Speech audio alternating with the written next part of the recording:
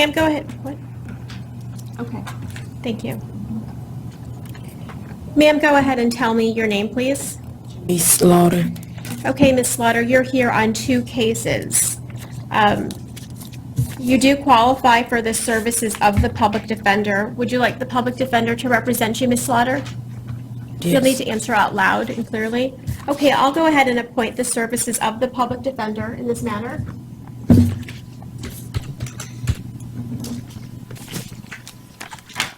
Ms. Slaughter, you're here in case number 2017 CF465AO as well as 2017 CF466AO. In the first case, you're here for accessory after the fact to a capital offense. And in the second case that I mentioned, it's giving false name to law enforcement. State, I see that she has a prior failure to appear and a minimal history battery for misdemeanor battery. Is that correct? That is what I've been able to ascertain based on the information I have in front of me, yes. So what's your position on bond on let's go ahead and discuss the more serious one, the accessory after the fact. What's your position on that? Well, Judge, the court indicated that she was charged with accessory after the fact to a capital crime. I'm showing on this arrest affidavit that she was charged with accessory after the fact to a life or a first-degree felony. This is an F1. Having reviewed it the way it was punched in at 77.0311, under 1C, it falls, and under 2A, respectively, it falls under F1. But what's your position on bond? Our position is that if she is entitled to a bond, based on the fact that several issues. First, looking at threat to the community. It appears based on these facts that approximately an hour and a half after Master Sergeant Clayton was murdered, Ms. Slaughter's vehicle drove to the Walmart and circled the area where Markeith Loyd escaped. Immediately after the murder of Master Sergeant Clayton. I do find that there is PC. Yes, ma'am. I'm just stating these facts for the record to go toward the totality of the circumstances of why I'm asking for the bond I'm asking for. So based on that and the fact that, she was seen to, her phone number continuously called a number that's associated with another one of the persons that was alleged to have aided and abetted him. And the fact that she indicates that she's been in constant contact with him since he was wanted in December for the murder of Sade Dixon. The fact that he showed up at her sister's residence and the two of them had a face-to-face conversation about the fact that law enforcement would have to kill him before he went back to prison. We suggest that she presents a threat to the community because, if and when she's able to post bond, the best indicator of present behavior is past behavior, and it definitely appears that she did aid and abet him. But for the fact that he was not apprehended after Sade Dixon's murder, he was out to be at that Walmart on January 9th to gun down Sergeant Clayton. I would suggest that a bond of $500,000 would be appropriate in this case, with absolutely no contact with any of the not co-defendants, but any of the other persons, including Ms. Lakensha Smith-Loyd or Mr. Zargi Mayan, or anybody associated with either of those two individuals.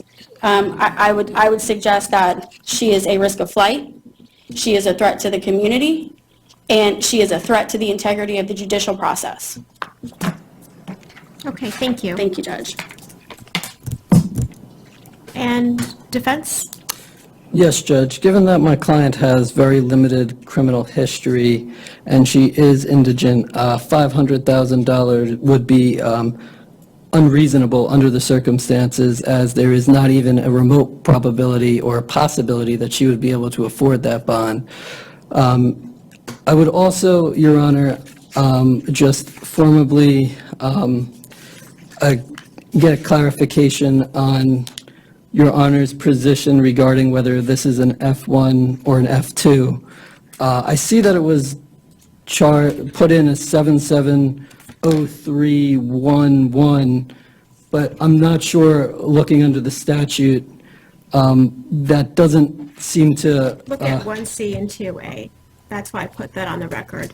I see, because I'm looking at 2B, which relates to life felonies and first degree, which is what it was charged with in the affidavit. So are you alleged, is it your position that the crime that Mr. Loyd committed is not a capital offense? Judge, I'm just alleging that based on the affidavit and what was charged here, that it is, that she was arrested for accessory after the fact to life or first degree. So just to make sure I'm understanding correctly, Your Honor has found that there's probable cause for her to be arrested under... Capital felony, Yes. assisting a capital, okay, yes, I have. So what's your Clarification. position on bond? My position is that since my client is indigent, has a limited criminal history, a $500,000 bond would be unreasonable. I'm going to ask this court to put bond at $1,000. Based on the facts of the case and the continuous communications with unknown numbers and her appearance at the scene of a fatal shooting that Mr. Loyd was involved in, I think $500,000 is absolutely appropriate.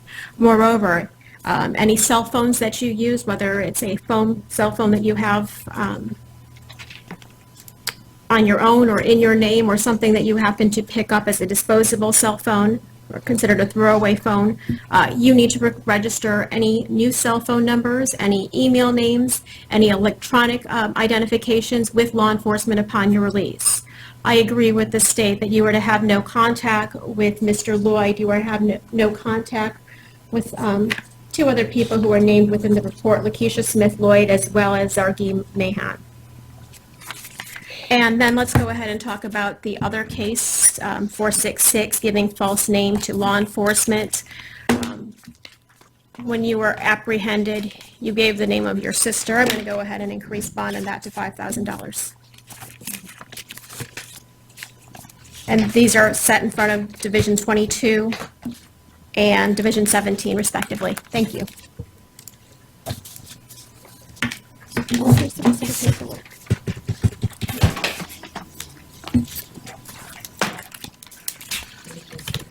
Okay, next case.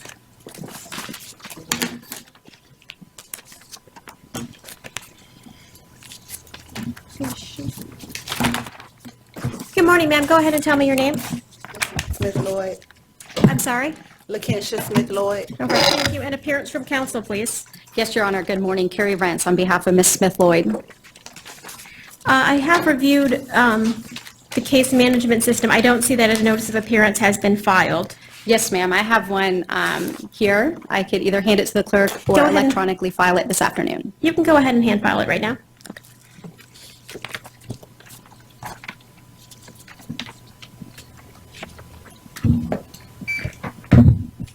Ms. Smith-Loyd, you're here on Orange County case number 2017 CF 452, accessory after the fact to a life or first degree felony. I know your counsel was present, but I'll hear for the last case.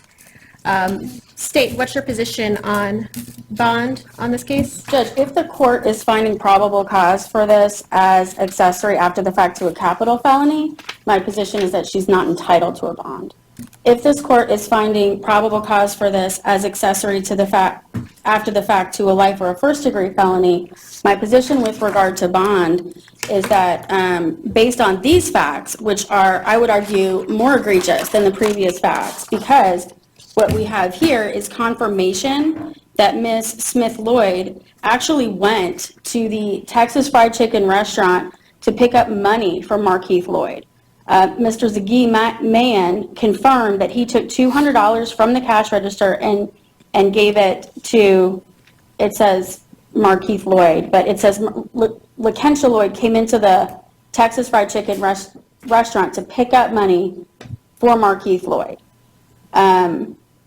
So based on the fact that she took a more active role in that, and also the fact that she had initially indicated to officers that she knew where he was, and would cooperate, and then after inquiring about whether or not a weapon was recovered, stopped cooperating and did not come forth with that knowledge. I think there's reasonable, I think it's reasonable to assert that as she stands here today, she knows where he is and has not furnished that information.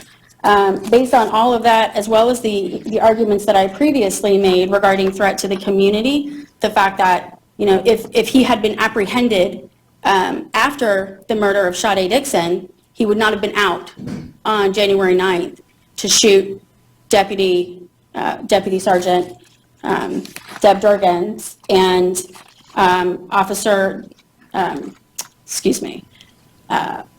Officer Lewis would not have had to set up the cordon, which ended up costing him his life.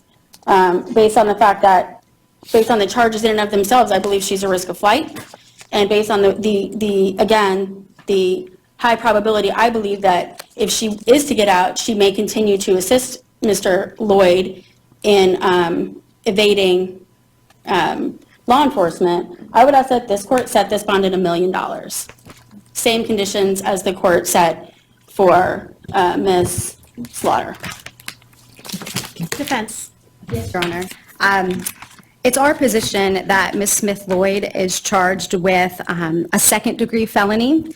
If you look at, I know that previous arguments have been made, but in the offense, she is charged with accessory after the fact to a life and first-degree felony. Per the statute under subsection B, that would be a second-degree felony. If you review the police report, you will see in there's no mention of any timeline, any dates.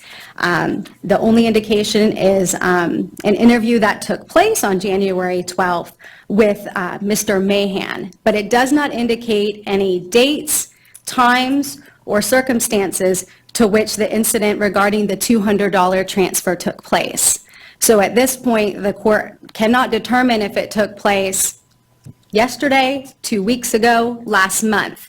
But by reading the police report, there's no indication that it happened after the sergeant with the Orlando Police Department was killed. So it's our position that this is a second-degree felony, which means she is entitled to a bond. And even with that said, if the court finds that this is a first-degree felony, she's still entitled to a bond. The state has asked for a $1 million bond. That amount is excessive. Ms. Smith-Loyd has lived in Central Florida her entire life. She has her family present in the gallery with members of the community, including her pastor. She has 3 young children here. She's not a flight risk. She has no prior convictions. She's currently caring for her grandmother and her great-grandmother. She will be present at any court appearance that the court requires of her, and we would ask for a bond in the amount of $5,000. Corrections, I'm going to ask a couple of questions of you. She has no history, no failures to appear? Correct, Your Honor. Judge, she does have arrest history. Okay, here in Orange County? Yes. It's a case from 2010 for uttering a false bank bill or note. It appears that case was dropped. Okay. Corrections, were you able to, does she work? Let me see, Your Honor. I don't think we did a full interview on Miss. Let me see. Yeah, they weren't able to verify any community ties and with the defendant's contacts, Your Honor. So nothing was verified. She was interviewed and screened by pretrial. Your Honor, if I may be heard, both her mother and her father are present in the gallery. All right. Well, you can go ahead and try to modify any bond with the division. It's going to be assigned to Division 20, it looks like. I am going to set bond amount, and I will give you some release conditions.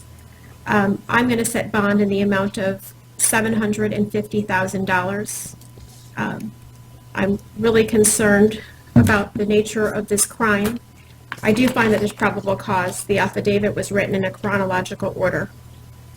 And she did have contact with law enforcement and then backed off on that and then collected the money for on behalf of the accused, Mr. Loyd. I'm going to order no contact with Mr. Markeith Loyd, no contact with Zargi Mahan, and no contact with, I just don't want to mispronounce her name. Give me a moment.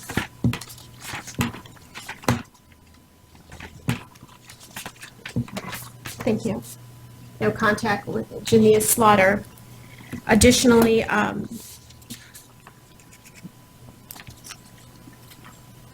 any electronic devices, which includes cell phones, iPads, computers, any electronic names, any phone numbers that you use, they need to be recorded and given to provided upon your ability, if you do bond out.